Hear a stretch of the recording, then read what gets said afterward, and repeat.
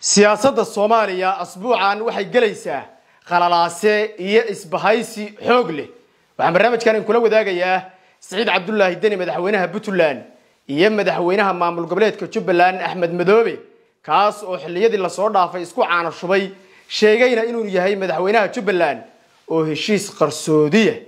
gaaray waxaan in la wadaagayaa heshiiskan yaa sababay yaa qorsheeyay danta laga leeyahay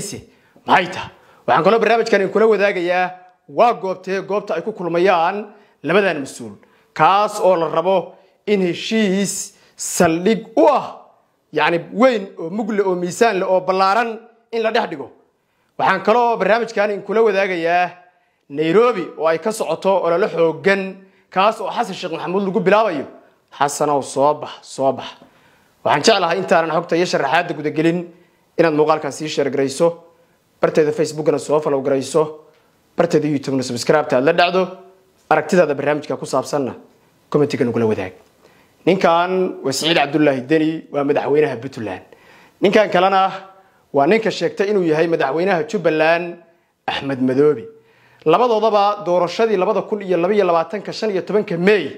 ee ku soo baxay madaxweynaha Soomaaliya hadda talada haya Xasan Sheekh Maxamuud waxa dhex maray colaad aan caadi ahayn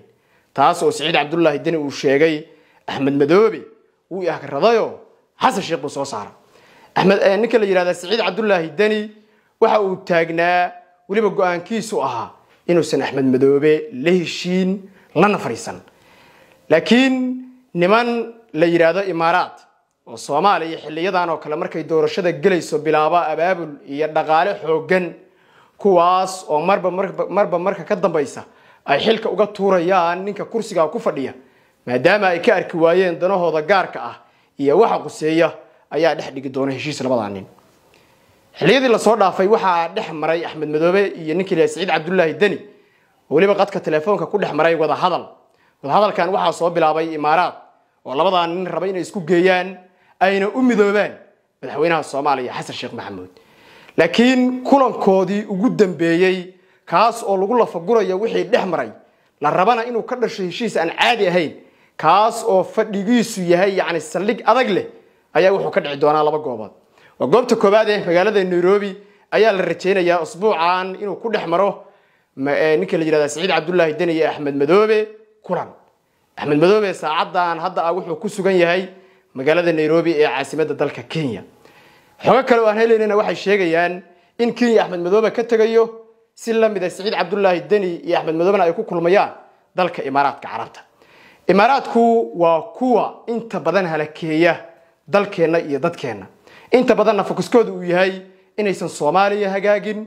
horumar samaysan yani wadar ogolna isku mar ay isku raacin madaxweyne kasta oo ay dhisaan waxa qasaba inay la colaytamaan oo ay la diriraan farmaajo dhismihiisa qayb ayay ka qaateen si la mid ah madaxweynaha Soomaaliya hadda talada haya Xasan Sheekh Maxamuud dhismihiisa qaybtii ugu weyneyd bay ka qaateen laakiin hadda